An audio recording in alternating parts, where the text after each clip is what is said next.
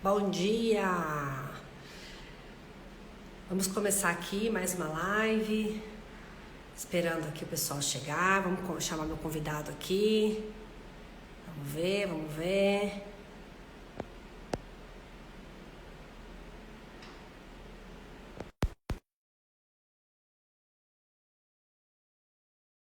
Muito bem, sejam todos muito bem-vindos.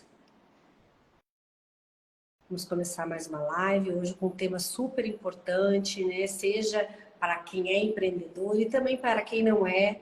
Afinal de contas, planejamento é importante em tudo na vida, né? Então, hoje o tema será, assim, com certeza, muito produtivo para todos, né? Vamos esperar o pessoal entrar. Deixa eu chamar aqui. Muito bem. Bem-vindos, Márcio, Sinara. O pessoal está chegando, vai chegar ainda. Marcamos 8 horas. Muito bem. Roberto entrou.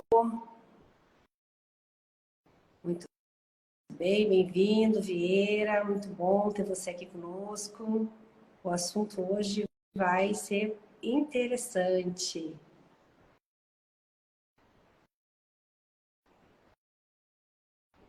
Agora o Roberto vai entrar. Muito bem-vindos. Bom dia! Bom dia, tudo bem? Como é que você está? Eu estou agora melhor, feliz, né? Por você ter aceito meu convite. Imagina, Obrigada, Roberto. prazer, Silvana, estar aqui com você. Muito bacana mesmo. Ainda mais que o tema que nós vamos conversar hoje é assim fantástico. Eu gosto muito. Então, é um prazer dobrado, né? Redobrado, porque é a tua presença, estar com você e falar sobre planejamento é muito importante, né? Isso aí. Eu, com o propósito, né, de contribuir com a qualificação dos empresários, né, Roberto, que eu acho que é a sua missão também aí, né, e ajudá-los a entender um pouquinho mais Uhum. sobre a administração de empresas, né, é que eu trago hoje esse tema aqui, né, de planejamento. Sim. E a gente vai falar aqui da importância do planejamento, né, e como que essa organização aumenta as chances de sucesso da empresa, né? Eu sou Silvana Menezes, né? Sou contadora, sou especialista em finanças e estou aqui com o Roberto Rocha, que eu vou pedir licença para ler também, né? Porque o currículo é extenso, né, Roberto, para te apresentar. Então, o Roberto, ele é formado em economia pelo INSEUB, né, com especialização em consultoria empresarial da USP e também análise de projeto, economia e gestão empresarial pela FGV. Ele é consultor e proprietário e sócio proprietário da 2RW Gestão Empresarial. Ele trabalha também com projetos de viabilidade econômico financeiro, FCO e do BNDES. Atua como consultor, como auditor também em treinamentos gerenciais. E o mais importante, que foi onde eu o conheci, né, como palestrante e facilitador aí credenciado pela ONU, né, do Sebrae, para desenvolvimento de empreendedores, né? Quem ainda não fez o curso do Empretec, né?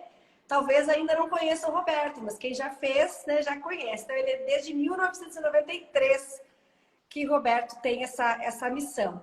Roberto, muito obrigado por aceitar o meu convite. Eu que agradeço, é um grande prazer estar podendo contribuir, né? E é sempre bom estar falando para as pessoas que querem ou que já possuem um negócio, né? É muito importante esse fomento. Eu acho que o nosso Brasil precisa muito disso, né? E muito importante a presença do microempreendedor na nossa economia, né? Para o desenvolvimento econômico, desenvolvimento social. Né? Então, é fantástico estar com essa oportunidade aqui, estar podendo, de certa forma, colaborar com a eficiência desses nossos empresários e desses futuros empresários também. Que são carentes. Né? A gente Sim. sabe que o planejamento, né, é o primeiro passo para você aumentar a sua chance de sucesso, como eu falei logo no início, né? Podendo ser na vida empresarial ou até mesmo na vida pessoal. Então, quanto mais tempo você levar com o planejamento, mais fácil vai ser a execução. É aquela de afiar o machado, né, que a gente fala. E o objetivo aqui dessa conversa não é ensinar a elaborar um plano de negócios, né? E sim despertar no empresário a importância dessa ação e falar também das consequências do que não fazer um planejamento adequado, né? Eu gravei, eu tenho gravado alguns vídeos no YouTube, né? E eu gravei um explicando um pouco mais lá os passos, né, do planejamento, né? Mas eu queria que você dissesse pra gente, Roberto, por que esse tema é tão importante, né, e por que muitos pulam essa etapa? Existe uma diferença muito grande entre saber o que tem que ser feito e se fazer. Na maioria das vezes, né, as pessoas sabem, né, da importância do planejamento. É indiscutível isso, né? É algo quase que primário, elementar, saber da importância de se fazer um plano para se atingir um determinado objetivo. O problema está muito em torno da questão comportamental, né? Nós precisamos entender que, para que a gente faça aquilo que a gente sabe que deve fazer, é interessante que nós tenhamos uma competência comportamental de forma a praticar esse comportamento que nos leva a um resultado e fazer com que esse comportamento passe a estar internalizado no nosso modus operandi, na nossa maneira de agir. Então, muitas pessoas sabem, mas não fazem porque não têm o hábito de planejar no seu dia a dia. Então, eu costumo dizer que o planejamento ele não começa por um curso de planejamento estratégico, de planejamento orientado para resultados. Não, ele começa no nosso dia a dia, começa na nossa casa, começa nas questões básicas, porque é ali que nós começamos a internalizar o hábito de planejar. E aí fica fácil, né? Quando nós passamos a internalizar esse hábito e ter esse hábito no nosso dia a dia, fica fácil agora eu adquirir a ferramenta do planejamento para que eu possa realmente utilizar essa ferramenta na minha vida profissional, né? Mas sem o hábito de planejar, eu posso adquirir essa ferramenta e não utilizá-la, né? Eu vejo muitas pessoas fazendo curso de planejamento, falando, a partir de agora eu vou aprender a planejar, eu vou planejar. Não, apenas o custo não é o suficiente para você planejar, se caso não tenha o hábito internalizado no modus operandi, na maneira de agir. Então, essa é uma das, talvez a dificuldade básica que permeia os indivíduos, que permeia aí as pessoas comuns, né? Eu acho que é algo que já vem da cultura também, né, do brasileiro, né? Eu acho que é uma cultura do ser humano, sabe, Silvana? Porque às vezes a gente fala, o brasileiro. Eu acredito que o ser humano tem essa dificuldade, sim. É claro que em determinadas comunidades, né, essa dificuldade ela talvez seja um pouco maior, né? A gente adquire algumas famas, né? O brasileiro gosta de trabalhar no improviso, é aquele jeitinho brasileiro. Quando a gente fala em improviso e jeitinho, significa dizer que nós fazemos as coisas na mesma hora, né? E isso às vezes adquire uma certa fama. Mas se a gente de repente começar a analisar outros países do mundo, a gente vai encontrar realmente essa dificuldade, né? Dificuldades assim, talvez não tanto no planejamento, mas assim, em estabelecer uma meta, em estabelecer resultados, e sem resultados a gente sabe que também sem metas a gente não tem como planejar, porque estabelecer resultados é o primeiro passo do planejamento. Então, é algo que está permeando o ser humano de modo geral. E o objetivo seria, para que a gente consiga realmente ultrapassar essa barreira, é desenvolver comportamentos que nos levem a esse resultado de planejar. E é para tudo na vida mesmo, né, Roberto? Não tenha dúvida, não tenha dúvida, como eu falei, ele começa pelo nosso dia a dia, por esse hábito de internalização. Como é que vai ser meu dia hoje, né? Será que eu já me planejei? Né? Até um simples hábito de você sair de casa para realizar alguns compromissos, né, é fundamental para que a gente consiga realmente atingir o nosso resultado. Eu vou pedir uma breve. Minha bateria do celular meu celular está dando um problema. Eu vou pegar lá um carregador ou alguma coisa, porque senão eu vou. Tá bom? Então eu vou pedir licença um minutinho, tá bom? Ok, Roberto, aguardamos. Tá ok.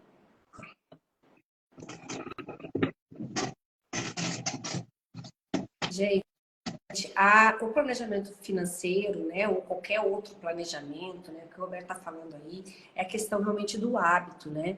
E, às vezes a gente, na pressa, né, esquece de planejar. E quantas vezes a gente já viu que se tivesse planejado um pouquinho mais, teria feito mais rápido, teria feito de uma forma mais eficiente, né? É disso aqui que nós estamos falando, né? De você realmente internalizar esse planejamento, né? Com um hábito, uma rotina para tudo que você vai fazer na vida, né? Então, basicamente foi isso que o Roberto falou aqui pra gente. Agora que o Roberto voltou, me diga se já está tudo certo aí, Roberto. Certinho. Peço desculpas. Não, Mas sem vamos. problema. Eu aproveitei para revisar aí o que você estava falando, né? Mas, Roberto, me diz uma coisa. Conta pra gente aí, que você deve ter 1 milhão de casos, né? De pessoas que te procuraram e de que forma que você conseguiu aí apoiá-los, né? Nessa elaboração e para eles obterem sucesso. A gente primeiro assim tem que entender qual é o motivo do planejamento, né? A gente tem que entender que a gente precisa realmente avaliar algumas situações e colocar no papel isso. Sem isso a coisa não funciona, não vai para frente, né? Sim, sim. Então, Começar é botar o sonho no papel, que nem eu digo, né? isso, botar o sonho no papel, colocar o nosso projeto de negócios, por exemplo, nesse papel, avaliar se o resultado que a gente quer realmente é o resultado que vai nos abastecer de tudo aquilo que a gente pretende com aquele plano. Por exemplo, muita gente diz, vou montar um negócio, vou ganhar dinheiro com isso. Qual é a minha expectativa de ganho financeiro? O que eu não posso descobrir, o que eu não posso descobrir depois que aquele recurso financeiro advindo daquele negócio que eu vou montar não é satisfatório, né? Por mais que eu venha trabalhar, por mais que eu venha otimizar aquele negócio não vale a pena, porque o ganho financeiro está muito aquém da minha perspectiva financeira, do investimento que eu vou realizar. Então, é importante que eu coloque isso no papel e faça uma projeção desse negócio. Eu costumo dizer, investigue antes de investir. Né? Significa dizer que eu preciso estar fazendo ali, eu vou fazer uma analogia com tiro ao alvo, eu tenho que fazer uma mira muito bacana, para realmente, naquele primeiro tiro, eu conseguir acertar o alvo, que muitas vezes eu não tenho uma segunda oportunidade para dar uma segunda alavancada na minha vida. Então, eu preciso realmente ficar, buscar, caprichar na minha informação, desenhar aquilo no papel, para poder realmente, a partir dali, encontrar um resultado que vá, digamos assim, que vai ao encontro da minha expectativa comercial, financeira. Outra questão que eu acho muito importante dentro desse processo, Silvana, é a questão que nós precisamos entender quando nós montamos um negócio.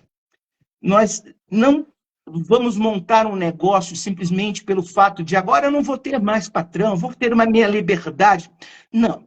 A gente precisa entender qual vai ser o nosso posicionamento diante do negócio que nós estamos montando. Isso tem a ver com planejamento também. Muitas vezes, as pessoas, como vêm de um trabalho profissional, com muito tempo como CLT, carteira assinada, elas entendem que elas precisam ocupar um espaço profissional dentro da nova atividade, do novo negócio que elas estão montando. Então, é muito comum, a pessoa fez um curso, virou cozinheiro, né? Quer montar um restaurante, fez um curso na área de alimentação, e aí ela vai ser a chefe de cozinha, ou ele vai ser o chefe de cozinha da empresa que ele está montando, porque o sonho a ser realizado é trabalhar com comida, preparação de comida e tal. E aí a gente costuma dizer que, às vezes, vale até a pena você arrumar um emprego como chefe de cozinha do que ter um restaurante e trabalhar na cozinha desse restaurante. Aí você fala, mas por que isso? Porque muitas das vezes você dentro de uma cozinha, com a obrigação de fazer, digamos assim, os pratos desse restaurante no dia a dia, você não vai ter tempo de enxergar efetivamente o que as pessoas estão querendo do seu negócio. Porque você vai passar o dia inteiro, uma parte do dia, obviamente, dentro da cozinha do seu restaurante, e é onde o movimento dele realmente se dá. Então, essa é uma questão de planejamento. Qual é o cargo, qual é a ocupação que realmente eu devo ter no meu negócio? Ah, mas quer dizer que eu não preciso entender de cozinha.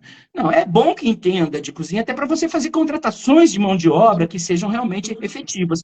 Mas o importante é entender que não é a cozinha o lugar do dono da empresa, né? Muitas vezes ele pode até, em um determinado momento, ajudar numa necessidade, mas necessariamente ele precisa se posicionar muito mais como uma pessoa que vai estar à frente de um negócio, onde, obviamente, ele entende daquele negócio, mas ele precisa entender de gestão, de mercado. Então, o planejamento vai dar esse posicionamento ideal para ele nesse primeiro momento, né? Então, é outro fator importante dentro do planejamento, além da questão financeira. A questão da pesquisa de mercado, né? Muitas vezes a gente, quando recebe aquela incumbência, vou montar o meu negócio, a gente pergunta para os amigos, o que você acha? Os amigos sempre falam, monta lá o negócio, vai ser muito bacana, montar um negócio é sempre muito bom, te dão uma força. E às vezes eles não vão frequentar o teu negócio, eles te dão uma força porque acham legal você montar um negócio e tal, e você confiando nisso monta o negócio, e aí cadê os amigos? Não aparecem. Mas eles não teriam obrigação de aparecer. Mas deram uma força para algo que às vezes, né, a gente, por um ímpeto, resolveu montar porque eles deram esse apoio. Mas o apoio não tem que vir necessariamente dos amigos, tem que vir de uma pesquisa um pouco mais consciente de mercado, né, de um entendimento melhor a respeito disso. Muitas pessoas, antes de montar um negócio, resolvem até trabalhar naquela atividade como colaboradores de outras empresas para poder perceber melhor, sentir esse mercado, como é que ele funciona, e ver o que existe de errado para que, a partir do momento que montem o negócio, passem a montar de uma forma mais, digamos assim, melhorada, mais equilibrada, né? E isso também é outro aspecto muito relevante dentro da questão do planejamento. Você sabe, Roberto, que você falou aí da questão de trabalhar no seu negócio, né? Eu atendo clínicas médicas, né? É o meu principal nicho hoje aqui em Brasília. E não só em Brasília, inclusive eu estou atendendo essa clínica lá nos Estados Unidos. E o médico, dono das clínicas, ele não atende. Exatamente. Ele Aí é o você... gestor, Isso. Ele não atende nas clínicas dele. E aquilo, a pessoa precisa se resolver, o empreendedor. Ou ele atende e ele contrata alguém para fazer a gestão, ou ele se transforma no gestor, trabalha num cargo muito mais estratégico do que operativo. Né? Por quê? Porque ele sabe que quando ele está atendendo, ele, de certa forma, passa a ser o colaborador mais, digamos assim, oneroso para a empresa dele. Porque ele tira um prolabore e ainda tem parte de um lucro, no qual o trabalho dele operacional, ele não é pago através dessa retirada. Ou seja, é pago com muita sobra, né? Então, ele precisa render mais para a empresa. E aí eu até costumo falar isso com meus clientes, que é a seguinte, quando eu preciso de uma mão de obra na minha empresa e eu coloco um anúncio, no dia seguinte eu tenho às vezes 10, 15, 20 currículos disponíveis para contratar. Mas se eu colocar um anúncio buscando um gestor competente que entenda do meu negócio para fazer a gestão eficaz desse negócio, eu não encontro ninguém a não ser eu mesmo. Então, a gente precisa saber exatamente se posicionar profissionalmente dentro do nosso negócio. Exatamente, Silvana, sabe? É muito importante esse posicionamento, ele é ponto de entrada, né, para qualquer tipo de negócio. Por menor que seja o meu negócio. Aí você fala, mas eu então não posso atuar operacionalmente no meu negócio. Até no início da atividade você pode, mas a cabeça, ela precisa estar muito comprometida com esse resultado mais estratégico do que operacional. Então eu preciso saber que daqui a algum tempinho, 6 meses, 1 ano, eu vou lidar com um Y. Ou seja, eu preciso desviar essa minha, digamos assim, essa minha atuação na empresa de operacional e ir aos poucos me posicionando de forma mais estratégica, porque é exatamente isso que a minha empresa vai pedir de mim, que o proprietário desse negócio, né? E isso tem que estar no planejamento também, né? Não tenha dúvida, porque eu preciso, com o tempo, planejar, inclusive, a entrada de novos colaboradores e uma receita suficiente para poder cumprir com essas necessidades, né, com esses compromissos financeiros na minha agenda de custos. Então, se eu não faço isso, eu vou sempre ter uma dependência muito grande do meu trabalho gratuito para o meu negócio, às custas de uma justificativa de sobrevivência. Eu não posso contratar ninguém, então sou eu mesmo que vou gerir. E aí acontece uma coisa que não é das mais agradáveis. Eu começo a me estressar, porque eu saio muitas vezes de um emprego onde eu trabalho 8 horas por dia e entro num negócio onde eu trabalho 12, 15 horas por dia, que o patrão é a minha consciência que não me deixa sair antes. E às vezes, sem recurso para contratar alguém que possa me ajudar. Então, assim, vira um sacrifício muito grande.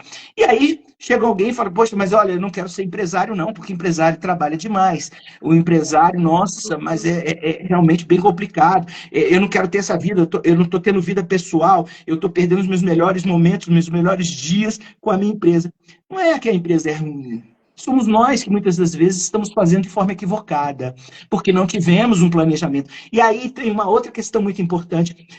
Fazer treinamento, capacitação, faz parte do processo de planejamento. Quer dizer, adquirir informação. Como é que eu vou fazer gestão? Você trabalha com financeiro, eu sei que nós dois sabemos disso, mas eu acho que cabe muito a gente trazer isso nesse momento. Existe uma quantidade de, pelo menos, no nível, eu pelo menos fiz informalmente uma pesquisa, vamos lá, a cada 10 empresários, você tem 80% de pessoas que atuam na gestão do negócio e que não se utilizam de um fluxo de caixa para fazer a administração do seu negócio. E aí, a gente pode estar perguntando, mas o fluxo de caixa é o quê? É um controle financeiro muito importante no qual a gente se antevê a um determinado problema dentro da gestão do nosso negócio, a partir do momento que a gente consegue conciliar a receita e despesa em ordem cronológica, a gente consegue enxergar quanto é que vai ser o nosso saldo em conta da empresa daqui a um mês e meio. Se eu não tenho isso, aí olha só que interessante, eu não consigo fazer gestão. Eu simplesmente faço algo que realmente seria remediar os problemas que vão acontecendo e vão aparecendo na minha frente. Eu só consigo fazer gestão à medida que eu consigo entender a minha situação futura e trabalho hoje para que aquela situação ou se mantenha ou se desenvolva de uma forma melhor do que aquilo que hoje eu consigo enxergar nesse meu instrumento chamado fluxo de caixa. Olha só a importância disso e a gente entende nesse momento que muito pouca gente, apenas 20% de empresários hoje se utilizam desse instrumento. Então, olha só, mas aí a gente vai lá para trás para uma estatística antiga do Sebrae que dizia que a cada 100 empresas que são abertas, 97% dessas empresas fecham em menos de 5 anos. E a gente entende que elas podem fechar, e das causas prováveis está no planejamento e também na forma de fazer a gestão, no pouco entendimento do que é gestão. Então, muitas vezes, eu até nas minhas consultorias pergunto para os meus clientes, mas e você não usa fluxo de caixa? Não, Roberto, eu não uso. Aí quando eu explico a ferramenta, eu falo, eu não tenho tempo para fazer isso.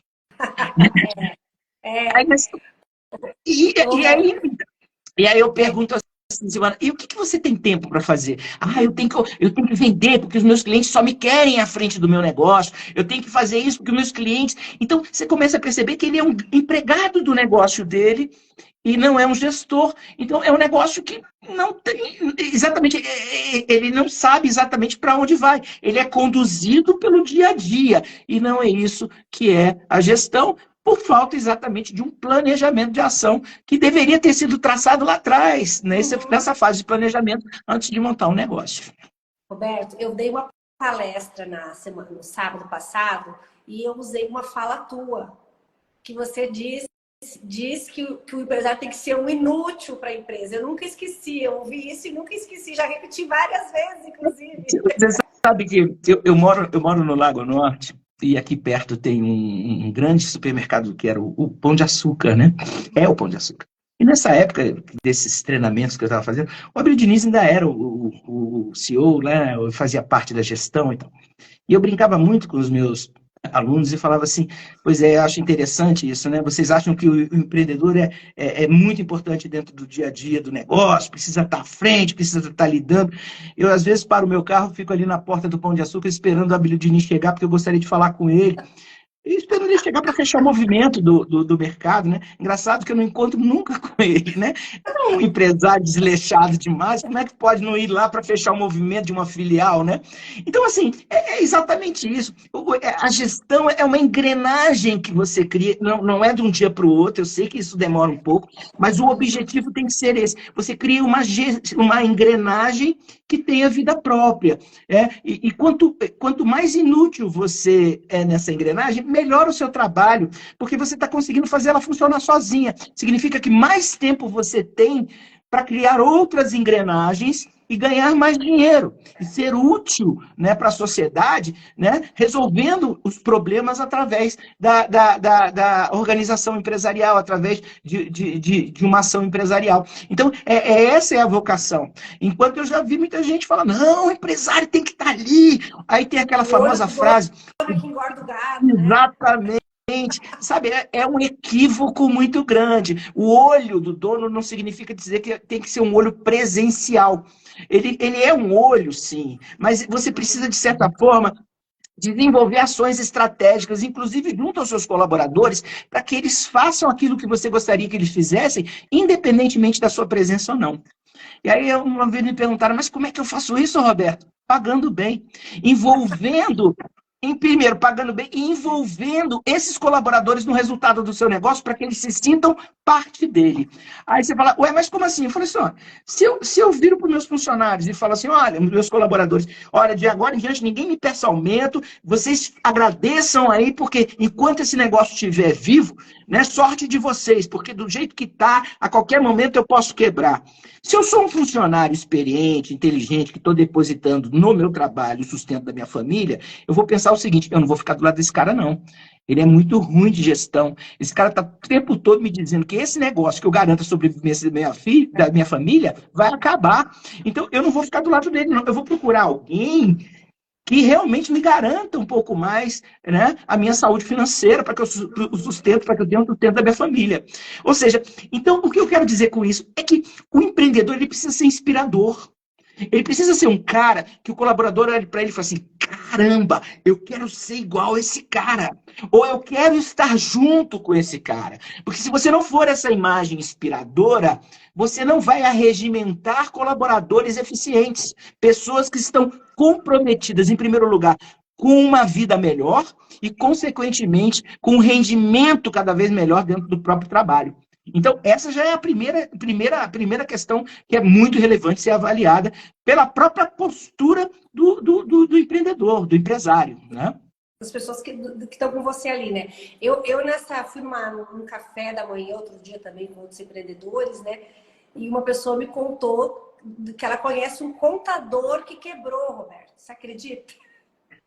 Eu falei, eu acredito, porque assim, tem algumas profissões, né, eu não sei porquê, eles não são empresários, né? E mesmo aqueles que deveriam ser. Isso. Muitas vezes assim, o que a gente entende por gestão, né? Isso não livra os contadores, os administradores, os economistas, né? Eu acho que está presente em qualquer tipo de profissional liberal. Primeiro como é que eu enxergo esse mercado, né? Para poder tomar atitudes dentro dele na minha empresa. Eu enxergo a minha empresa atendendo uma necessidade de mercado, ou eu enxergo a minha empresa atendendo as minhas necessidades? Então eu conheço muitos profissionais que a primeira coisa que eles fazem é tirar um prolabore significativo para poder ter uma qualidade de vida melhor, aí gostam muito de status, aí criam uma estrutura muito pesada para o tipo de negócio que eles têm, que nada tem a ver com, digamos assim, com conforto, com bem-estar, com a eficiência de trabalho junto ao cliente, mas muito mais para um significado muito grande de status pessoal. E quando criam tudo isso, começam a onerar demais, pesar demais o custo do negócio. E esse peso muitas vezes leva a um fracasso financeiro. E aí você fala, mas o fulano quebrou. Quebrou porque ele criou uma estrutura muito pesada para o negócio que ele tinha, buscando muito mais, às vezes, o status do que realmente algo que viesse ao encontro das necessidades de mercado. Então, acho que a gente tem que trabalhar de forma muito simples, realmente focado em atender necessidades. Eu costumo dizer que o empreendedor ele é um super-homem, né?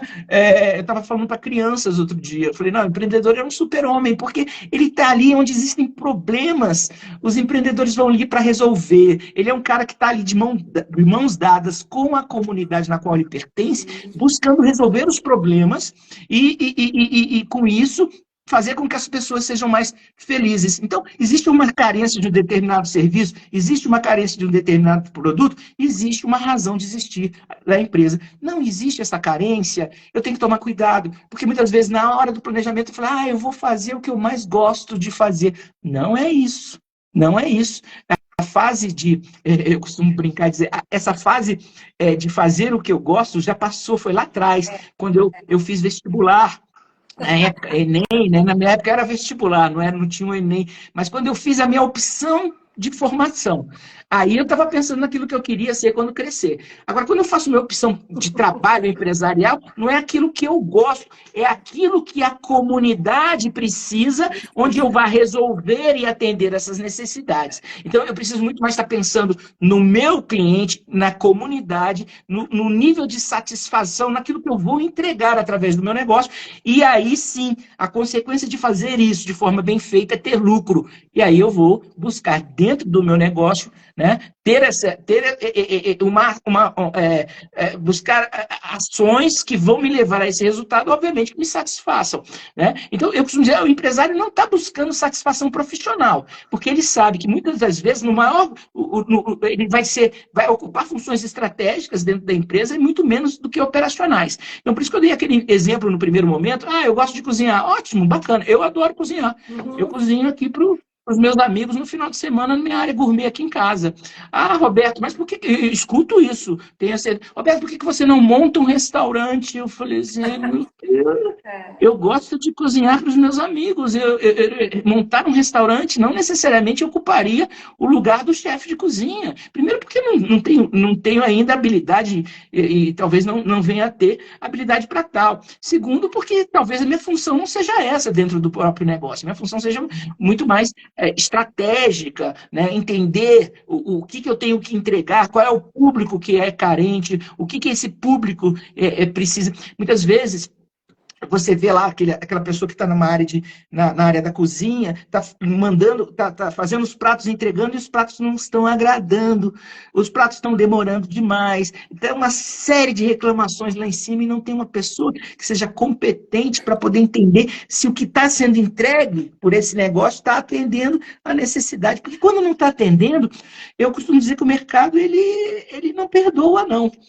Ele vai uma vez, não atendeu, ele não retorna, não tem vínculo, né? Então aí você não vai ter uma segunda oportunidade, porque justamente se posicionou num lugar na sua empresa onde você não consegue enxergar se o produto que você está entregando está realmente tendo uma significância maior para o seu cliente, né? Então aí voltamos à questão do planejamento. Isso está lá no planejamento.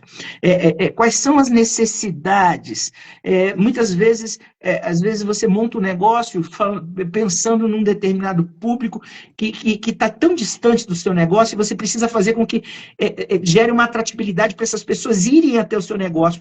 Mas até você descobrir que aquela pessoa está muito distante e que você precisa gerar esse atrativo, você quebra, fecha o negócio, porque você não entendeu para quem você estava entregando o seu produto ou serviço. Então, uma vez eu estava fazendo uma consultoria para uma empresa que trabalhava com espetos, mas eram espetos gourmets, né? E ele trabalhava numa superquadra em Brasília, e as pessoas que eram vizinhas àquele empreendimento, no final do dia passavam lá e olhavam o cardápio. Ele tinha espetos de carnes importadas, diferenciadas. Ele fazia uns acompanhamentos também, arroz com brócolis, farofa com ovos. Eles faziam algo diferente. E as pessoas que às vezes passavam lá olhavam o custo do espeto dele, que era um espeto de Angus, sabe, um espeto com uma carne diferenciada, e viam aquele preço, olhavam na época, né? Vamos imaginar aqui, R$20, R$15 um espetinho, R$20. E ele falou assim, não, mas peraí, eu vou na esquina, peço uma jantinha, eu pago só a jantinha, eu pago o valor desse.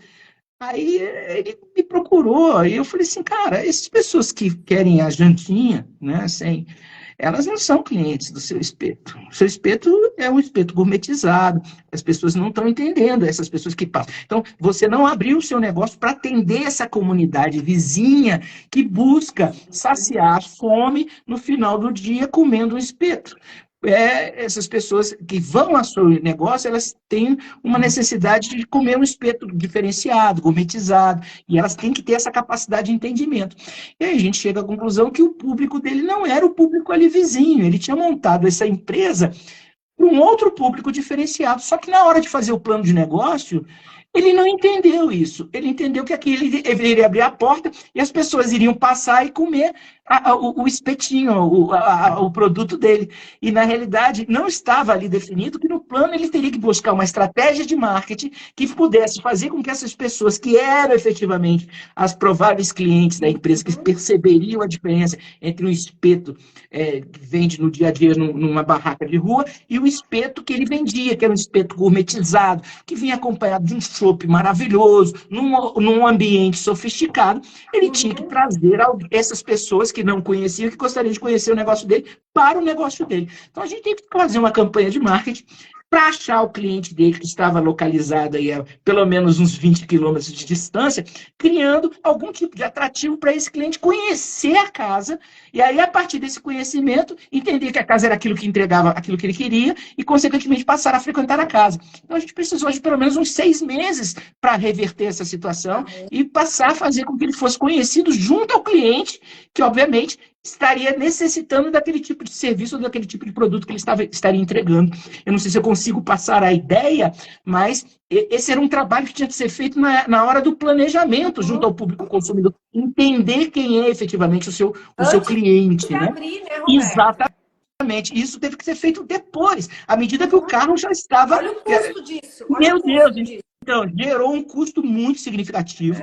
Nós conseguimos trazer esse cliente para conhecer. Isso gerou, e até buscamos escolhemos 3 tipos ou 4 tipos de personas, que seriam o perfil de pessoas que poderiam estar interessadas no negócio, para depois decidir por 2. Então, depois nós tivemos que incentivar aquelas pessoas que nós encontramos como cliente prioritário dele. Mas isso gerou 6 meses de gasto, de custo. Se ele não tivesse ali um capital de giro ainda sobrando, provavelmente ele estaria fechando lá atrás o negócio dele, dizendo: essas pessoas aqui não gostam do meu espetinho. Não, não é isso. Não, existem pessoas que gostariam, só que essas pessoas estavam bem distantes do negócio dele, não era aquele público de ocasião, porque o negócio dele não era um negócio de conveniência, né? Imagina que você sai da sua casa, desce do seu prédio de apartamento, vai na rua e come um espetinho num restaurante gourmet, né? Então, assim, não era o caso. Então, as pessoas olhavam e falavam: não, isso deve ser caro. Olhava o cardápio e falavam: não, vou ali na esquina da comercial com o meu espetinho, que eles chamam de jantinha, isso aqui, porque realmente até vem muito mais coisas. Então, não era o público, né? Claro, cada um tem a sua expectativa, mas sem demérito nenhum de qualquer tipo de público, mas ele estava entregando algo que não era ali para a vizinhança dele. Mas até ele entender isso, ele quase que quebra, e muitos quebram por conta disso. E como você bem disse, né, isso deveria estar sendo avaliado na hora lá do plano de negócios, né? E ele não quebrou, mas perdeu muito dinheiro, né? Perdeu, porque se ele fizesse isso no plano, ele teria muito mais efetividade na ação. Ele já montaria o negócio com todo um chamamento necessário para o público, obviamente, para o qual ele concebeu esse negócio dele. Então, ele teria uma estratégia de chamamento. Ele teria algo mais específico para esse público. Então, ele já começaria de forma assertiva e não necessariamente perderia tanto tempo, gastando tanto dinheiro. Imagina você operar uma loja, né? Era uma loja grande, eram 2 lojas de esquina, durante 6 meses, com funcionários todos os dias, à noite, de terça a domingo, e com um movimento pífio, né? Um movimento incipiente, você acumulando prejuízos durante 6 meses, né? Se você não tem giro, né, você quebra, né, por falta realmente de um negócio. Eu costumo dizer, não existe negócio ruim. O que existe são negócios mal administrados. E a má administração começa lá atrás, na hora de você planejar o seu negócio, né? É o planejamento do que eu vou ser, o que eu quero fazer, o que me satisfaz, é tudo voltado para a gente. O que eu quero, o que me satisfaz, o que eu devo montar. Não, a pergunta tem que ser de dentro para fora. O que as pessoas querem que eu entregue, o que elas estão precisando, aonde eu entro aí para atender essa necessidade. É o contrário, a mão é a oposta do que normalmente as pessoas pensam que ela é, né? Agora eu vou montar o meu negócio negócio porque eu não quero ter patrão. Pronto, já começou a atender uma necessidade sua. Eu não quero, montar um negócio para fazer aquilo que eu gosto. Pronto, já está atendendo uma necessidade sua. E onde entram as pessoas que vão sustentar o seu negócio? Ah, por tabela. Se eu fizer o que eu gosto, dentro daquilo que eu quero, lá, aí as pessoas que comprem o meu produto. Né? Então, e ainda é desculpa. uma ilusão, né, Roberto? Porque quando você empreende, você passa a ter vários chefes, né? Que são os seus clientes, né? Total! Então, o pensamento inicial tem que estar muito focado naquilo que as pessoas querem, naquilo que a comunidade, naquilo que a sociedade deseja do meu negócio. E é aí que eu tenho que pensar, será que elas realmente querem o que eu quero montar? Será que é aqui? Isso até vai implicar numa localização mais, digamos assim, uma localização ideal. Será que é aqui, nessa região aqui? Outra questão, assim, muito significativa dentro desse processo que eu falei para você é, eu vou fazer algo perto da minha casa. Aí você fala, mas por que perto da sua casa? Não, porque quando é perto da minha casa, eu não preciso enfrentar trânsito no dia a dia. Então, eu estou buscando um comodismo, algo que está focado, muito centralizado, muito no meu desejo, nos meus anseios. Quando, na realidade, eu tenho que estar pensando muito mais naquilo. Ah, mas meu negócio é para público classe C, eu tenho que ir para um local economicamente, digamos assim, com uma renda muito mais baixa, que provavelmente não é perto da minha casa, mas eu tenho que ir lá porque o meu negócio tem que operar nesse lugar, porque ele é feito para esse tipo de público. Então eu tenho que andar, às vezes, 15, 20 quilômetros, 30 quilômetros todo dia, porque o meu negócio não é do lado da minha casa. Porque eu não estou pensando no meu conforto, eu estou pensando em ganhar dinheiro, em atender necessidade, em atender necessidade de, como consequência de fazer algo bem feito, é ganhar dinheiro. Roberto, conta aqui pra gente brevemente um caso de sucesso que você acompanhou, que fez tudo certinho, conta aí. Normalmente esses casos de sucesso, eles acontecem, e só retomando isso aí, eles acontecem quando realmente a pessoa se propõe a se posicionar de forma gerencial, de forma estratégica dentro do negócio, né? Então, é o caso de uma pessoa que me procurou, dentro de várias outras, num negócio de padaria, né? E dizendo que desde que tinha montado, há mais de 3 anos, vivia escravo do negócio dele, que o negócio dele não era esse negócio todo, que ganhava tanto dinheiro assim. E quando ele montou o negócio, disseram para ele que padaria era algo assim que se ganhava muito dinheiro. E aí eu fiz, quando a primeira vez que eu cheguei até ele, e nós nos reunimos, desenhei num papel um relógio, e falei para ele assim, me fale como é que foi o seu dia no dia de ontem. Quais foram as ações que você realizou no dia de ontem? E aí ele, Roberto, de manhã cedo eu cheguei aqui, eu já comecei a perceber que as coisas não estavam andando como eu queria, porque as meninas não tinham lá limpado aqui a parte do salão, estava tudo muito sujo, empoeirado, e aí eu peguei junto com elas, fui limpar e tal, daqui a pouco eu abri a padaria, foram chegando as pessoas, e a fila foi aumentando, a menina muito lenta, ela é novata lá no caixa, eu tive que ir para o outro lado, abrir um outro caixa para atender também. Quando foi 9h30, 10 horas, eu saí daqui da loja. Falei, você foi aonde? Eu tive que ir no contador, porque eu conversei com ele, eu estou mandando uma menina que trabalha aqui, ela é muito boazinha e tal, mas ela não é tão eficiente assim, e aí eu tive que discutir com ele, quanto é que eu tinha que ter de prover quanto para poder fazer a demissão e tal, resolvi isso, depois eu fui correndo, resolver um problema lá no banco, porque eu tenho que fazer um pagamento e eu não tinha dinheiro suficiente, fui falar com o gerente se eu fazia um empréstimo rápido, porque no dia seguinte estava entrando um dinheiro, então fui lá conversar com ele, inclusive ele é um cara muito meu amigo, muito bacana, sempre resolve meus problemas. Eu falei, depois eu tive que sair correndo, que já era meio-dia, fui buscar as crianças no colégio, almocei, deixei em casa e depois voltei para o meu dia a dia. Ele foi contando esse dia a dia dele. E aí, no final do dia, quando ele terminou, né, de falar o dia dele todo, eu cheguei à conclusão seguinte, eu falei para ele, você trabalhou as 24 horas, 24 não, as 12 horas, 11 horas de trabalho que você, né, se determinou a fazer no dia para apagar incêndio. Você trabalhou para manter o seu negócio, se a gente fizer uma analogia com um barco, manter o seu negócio flutuando. Mas em momento algum, você trabalhou para dirigir esse barco ao porto onde você se deseja atracar com ele. Significa dizer o seguinte, você trabalhou operacionalmente para manter o seu negócio vivo, pagando seus compromissos, contratando e demitindo colaboradores, limpando, dando troco, ou seja, operacionalmente você foi fantástico. Mas estrategicamente você não foi. E aí eu posso dizer uma coisa para você. É isso que está fazendo você não ganhar dinheiro. Você precisa mudar o seu perfil junto à sua empresa. Quem precisa ser demitido e depois recontratado de uma forma diferente, com olhos diferentes, desculpa, não é colaborador seu, não. É você. Você tem que voltar um outro homem para o seu negócio. E aí nós começamos a fazer um exercício. E esse exercício era assim, ele tinha que destinar cada dia mais, cada mês, um pouco mais de horas para o estratégico em detrimento do operacional. E isso para ele foi assim, como se tivesse tendo que dobrar a coluna mesmo, porque ele estava muito acostumado àquilo que ele chamava de lida. Sabe?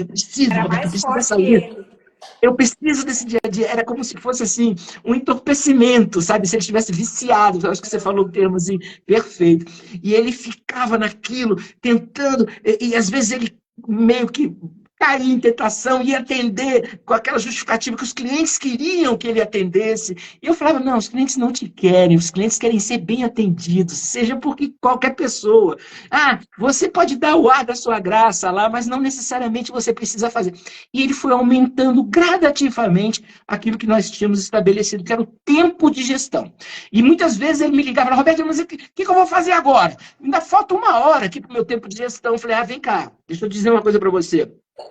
Empresária é igual dona de casa. Quando ela inventa, ela tem serviço para fazer. Que casa não para nunca.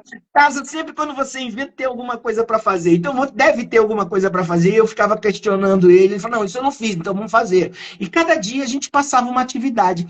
É muito mais estratégica do que operacional. E ele foi preenchendo o dia dele de atividades estratégicas e foi reduzindo cada vez mais operacional. Em menos de 1 ano, ele triplicou o faturamento da panificadora dele. Né? Ele buscou novos clientes, ele começou a trabalhar com PJ, entregando o pão, fazendo pão congelado. Ele começou a criar, porque vários produtos que ele não imaginava. Ele era uma padaria de bairro, né? E ele foi crescendo, ele tinha uma área industrial boa embaixo, um subsolo que estava subutilizado, e ele começou a perceber que ele tinha que trabalhar essa capacidade ociosa dele que ele nunca tinha se percebido, né? E aí ele começou a entender que ele precisava conseguir clientes para que ele pudesse trabalhar essa capacidade ociosa.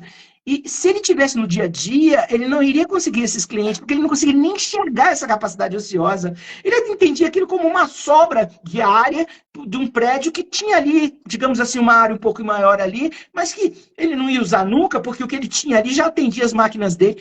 Ele começou a entender que aquilo ali era um investimento que ele tinha, que estava ocioso, aquela área que ele tinha de espaço físico para poder entregar. Nossa, e aí ele com tempo para fazer, com esse, Roberto, mas eu estou aqui ocioso, que eu não estou fazendo nada. Ué, como ocioso? Vamos buscar cliente, vamos fazer isso, vamos fazer aquilo, vamos criar um novo projeto, vamos vender esse tipo. Mas, Roberto, e aí ele foi encontrando exatamente com o tempo.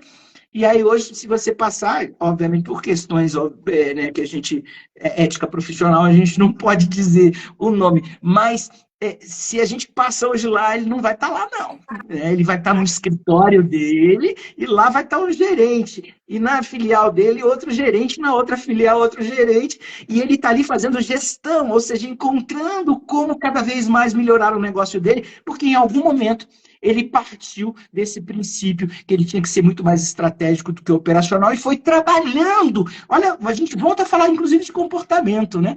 Ele foi trabalhando se trabalhando comportamentalmente para internalizar esse hábito de fazer gestão.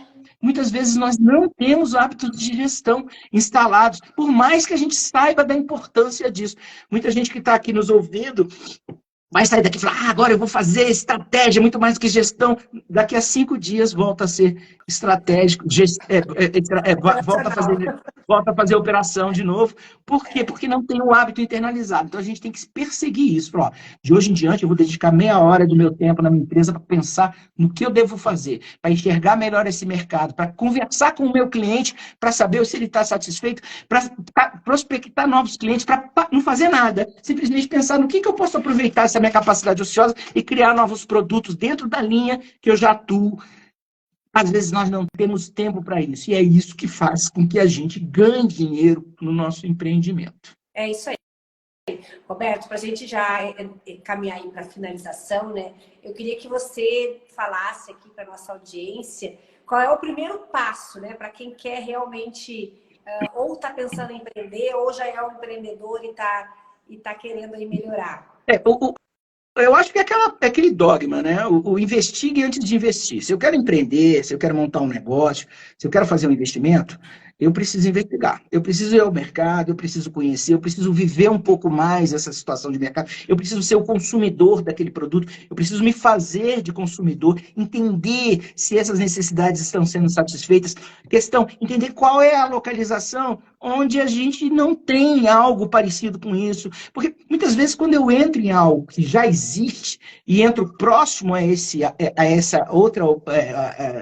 outro negócio, copiando, fazendo, buscando fazer algo similar, eu vou entender que eu vou já chegar dentro de uma dividida. Ou seja, eu já vou entrar ali para dividir um mercado com uma empresa que é muito mais, digamos assim, alicerçada, muito mais fortalecida do que a minha, porque já está operando no mercado. Então, já estou entrando de forma desfavorável. Então, eu tenho que entender, eu gostei do negócio, percebi que realmente ele é rentável, vou colocar isso no papel para saber o quanto que eu preciso vender para realmente ser rentável.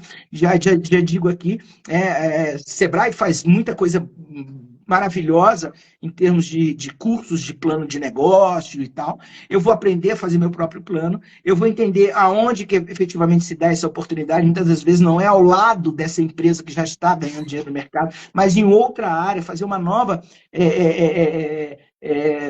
busca de mercado para entender onde é que existe um negócio similar, um mercado similar a esse que já existe. Ou seja, providenciar tudo isso, colocar isso no papel, e aí sim, tomar a decisão, quanto eu preciso investir, e aí é uma decisão nossa. Aí a gente tem que olhar para nós. Dentro de tudo isso que eu montei, a minha perspectiva de faturamento é X. Dentro dessa perspectiva de faturamento, o meu lucro é Y. Este lucro, ele realmente vai atender às necessidades financeiras minha e da minha família? E se eu otimizar ao máximo esse plano, estava previsto começar vendendo 100 mil, mas se eu vender 200 mil, que é a minha capacidade máxima dentro desse investimento que eu fiz, eu vou ter o lucro do dobro. Esse dobro corresponde a 10 mil reais. Será que eu estou disposto a investir tantos mil reais para ter esse lucro de 10 mil reais, tirando um prolabore de 2, ou seja, praticamente 12 mil no mês? Se eu não estiver, se esse dinheiro não me abrir, assim, fazer com que meus olhos brilhem, porque isso é importante também, eu costumo dizer que é ali que você tem que jogar, rasgar o plano, porque enquanto está no papel, você rasga, joga fora e vai conceber outro plano. Porque me desculpe, agora eu quero ser um pouco mais pragmático e não mercenário, mas entender pelo lado financeiro, porque todos nós, quando montamos uma empresa, buscamos o nosso sucesso financeiro. A gente precisa entender o seguinte, minha mãe dizia para mim, falava assim, olha, casamento sem dinheiro, o amor acaba bem rápido. E o que eu estou querendo dizer com isso é que esse casamento que a gente tem com o nosso negócio, se o nosso negócio não nos der o retorno financeiro e as contas começarem a bater na porta, ele acaba. Então, a gente precisa realmente fazer uma estrutura de planejamento muito bacana, procurar ajuda do Sebrae, procurar ajuda de um consultor, para que realmente a gente consiga enxergar essa projeção futura e siga, se aquela projeção nos agradar, siga aquele passo a passo, obviamente com as intempéries de mercado, que a gente sabe que ocorre, mas basicamente com um pequeno desvio padrão, mas que realmente vai redundar num resultado que venha a encher os nossos olhos, tanto em termos de ajuda, de produto, de mercado, de operação, como também, principalmente, em termos de resultado financeiro. Caso contrário, aborte a situação, rasgue esse plano e comece um outro, porque enquanto existir um plano, existe esperança de um dia a gente planejar algo que vá ao encontro de todas as nossas necessidades. Sabe, Roberto, que eu antes de abrir de valor, eu rasguei 2 planos. Rasguei 2 foi os que eu fiz e eu realmente rasguei, não comecei, né? Mas eu acho que, na minha opinião, o primeiro passo é o empresário estar aberto, estar disposto a mudar, né? Acho que o primeiro passo, ou o empresário, ou aquele empreendedor que está ali, né, pensando em empreender. E o segundo passo é buscar ajuda. Porque ninguém é obrigado a saber e ninguém sabe tudo. E hoje, como você citou aí o próprio Sebrae, né? Você tem acesso ali a N materiais de estudo, você tem acesso à consultoria do Sebrae, né? Eu sei que você também atua como consultor, né? A Advalore também é credenciada lá no Sebrae para prestar consultoria. Então, assim, eu mesma, desde que eu abri a empresa, eu já comprei vários cursos. Eu comprei curso de formação, eu comprei curso de vendas, eu comprei curso agora, por último, da contabilidade americana, do bookkeeping. Então, assim, eu continuo investindo nesse meu preparo, mesmo após o meu negócio já estar andando, porque é uma melhoria. Além dessa preparação para você abrir, você tem uma constante busca por melhoria e crescimento. Eu vou só colaborar com um pouquinho, desculpa te interromper, mas eu acho muito oportuno isso que eu vou fazer. Eu acho que é um depoimento aqui que é muito espontâneo e que tem tudo a ver com aquilo que nós estamos falando.